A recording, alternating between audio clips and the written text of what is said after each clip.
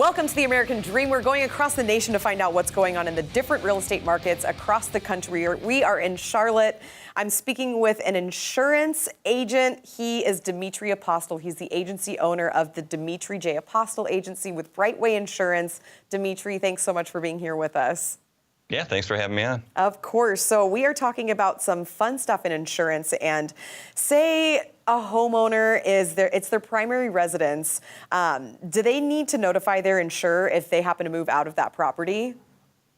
They do. It's actually extremely important that they do. Any change of occupancy, whether it be seasonal, maybe they're buying a different house and they're moving and they only use that a few months out of the year, or if they're renting it out, it's paramount that they let the insurance agent know that they're doing that, especially with a rental, because when you rent the house out, it changes the dynamic of the policy. So the policy on a standard homeowner's form is for you living in the home.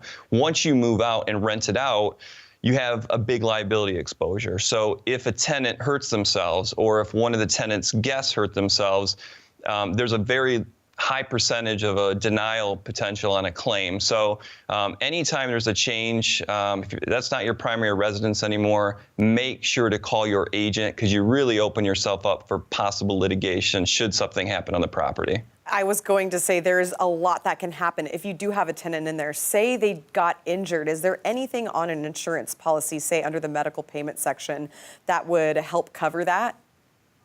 There is. So medical payments range typically from $1,000 to $5,000, and that's more of a goodwill payment. So what we'll do is we'll offer them $1,000 to $5,000, for co-pays or just emergency room expenses. Now, if they need more than that, or if they're just not satisfied with that value, then the liability protection when that kick in, $300,000, $500,000. I typically advise my clients to have an umbrella, just in case anything gets out of hand. So there is some built in for medical payments, but then even beyond that, your liability would pick up anything beyond that medical payment section. It's always better to be safe than sorry and have that umbrella policy that helps no matter what. So now transitioning, what is the consent to rate in North Carolina?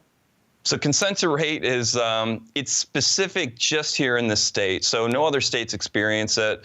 And a lot of my clients have no idea what it is, but it's important to understand what it is, because you may never have to deal with it, but there may be a time where on auto insurance you add a young driver, on a home policy there's a claim. So at renewal it may trigger what we call as consent to rate.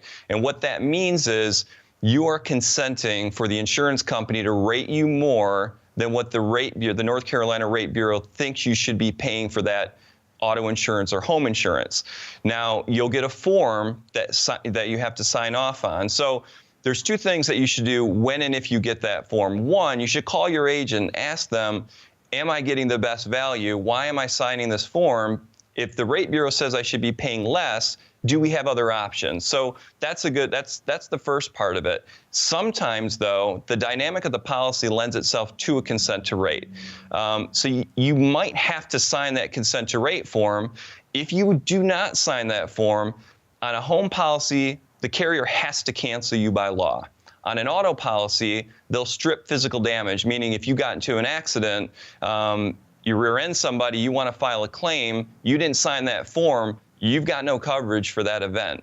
So anytime you get any mail from the insurance carrier, I know it's nothing anyone wants to do is open up more mail, but it is really important that you do, because if you don't sign that form and the carrier doesn't get it, your house burns down, you may not have coverage, you get in a car accident, you may not have coverage. So really important to A, have a dialogue with your agent, and B, if that's your only option, sign the form and get it back to your agent.